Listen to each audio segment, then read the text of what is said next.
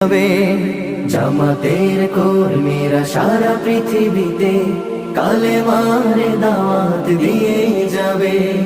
কোরআনের আলোকে সমাজ বিনির্মাণ, কোরআনের আলোকে সমাজ বিনির্মাণ, হাজার জুলুম বাধা উতরে যাবে।